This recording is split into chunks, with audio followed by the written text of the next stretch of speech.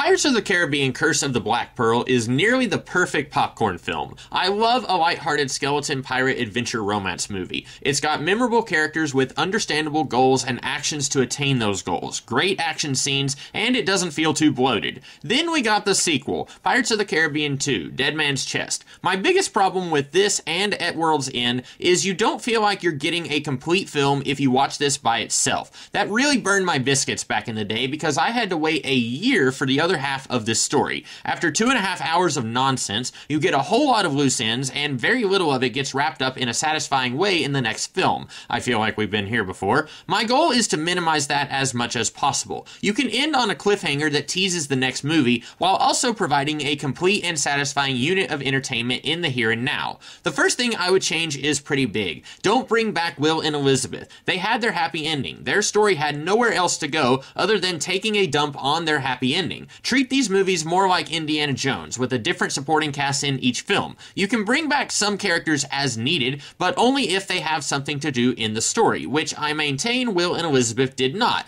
They did eventually get around to rotating out different supporting characters in these movies, but the damage was done by then. Unfortunately, removing or minimizing my two biggest issues with this and At World's End means making a brand new story from scratch. Let's look at the pieces we have and see what works and what we can do with them. Movies 2 and 3 have two villains. Lord Cutler Beckett, a director of the East India Trading Company who wants Jack Sparrow to work for him and sends Will and Elizabeth to find him, and Davy Jones, collector of dead souls. What was great about Curse of the Black Pearl was its simplicity. One bad guy, Captain Barbossa. Commodore Norrington was an antagonist, yes, but not a full-on villain. The best way to tighten this movie up is to echo what worked with Black Pearl. Use one villain. I'll be going with Cutler Beckett. You can still have Beckett trying to find some plot item that will allow him to control the seas, and that's where our supernatural stuff comes from. But I don't want him going after Jack's compass. I was fine with that only being connected to the gold from the first movie. Having it point to whatever your heart desires most is an interesting idea, I suppose, but the movie never explains why it stopped working for Jack. His heart doesn't know what it wants? That's baloney. As soon as Will's dad gives Jack the black spot, Jack should know he needs to get the key so he can open the chest so he can call off the Kraken. He already had the picture of the key before he got the black spot, so I'm not sure why the compass isn't working for him when it works fine for Elizabeth. Beckett sends Commodore Norrington to find something that can control the Kraken,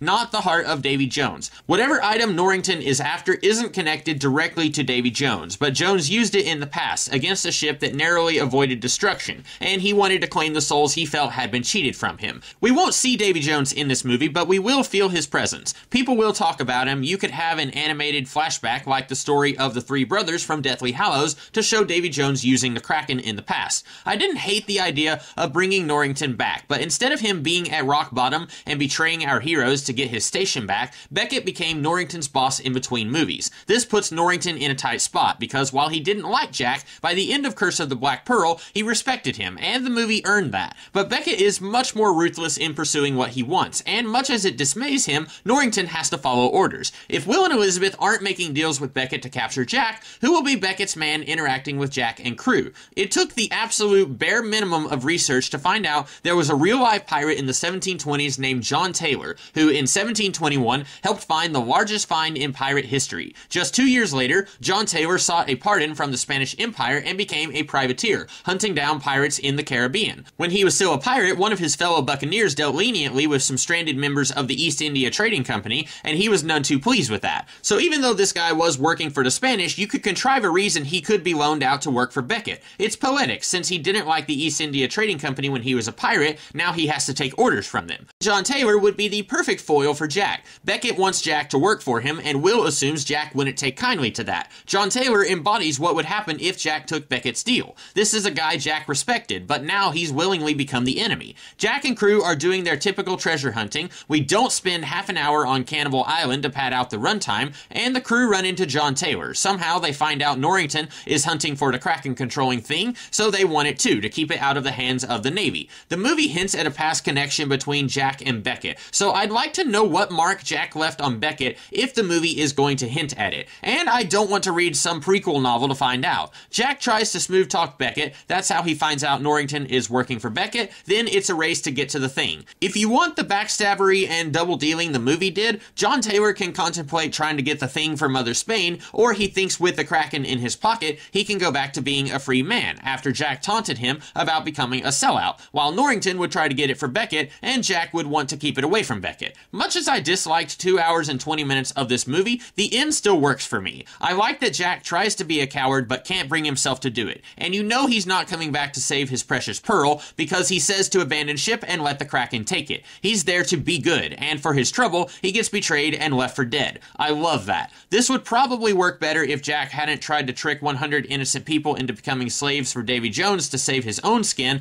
but since I'm not doing Davy Jones in this movie, that won't be a problem. Since we're not using Elizabeth Swann, someone else in Jack's crew will betray him. I'd love to use Anna Maria from the first movie, but apparently Zoe Saldana hated working on that movie and wouldn't want to come back. But it could be Mr. Gibbs. That would actually give him something to do. Jack doesn't have the black spot here. I don't have to connect Jack to Davy Jones. The Black Pearl can just be a fast ship he got through normal trickery and not a supernatural bet. Instead of Davy Jones sending the Kraken after Jack, necessitating leaving Jack behind so the others can escape, the betrayal is because Beckett or Taylor is in control of the Kraken and is angry enough to want to kill Jack because of whatever he's done in this movie. Gibbs traps Jack on the ship, allowing everyone else to escape. But they know the Kraken in the hands of the Empire is a big problem if they want to continue their life of crime, and they realize Jack dying was our best chance of escaping, but he's also probably the one person who can save us now. So if they're going to World's End, they'll need someone who knows those waters. That last 10 minutes, I loved all that, and I think it still works pretty well, even without Elizabeth. That's it. Not a super detailed video, but I think there's a loose frame here that a more detailed story could be built around. There's elements in the movie we got I think work, it just needed to be fine-tuned. I'll tackle another Pirates movie soon. Look forward to that one, and in the meantime, I'll see you guys in the future. Have a good one.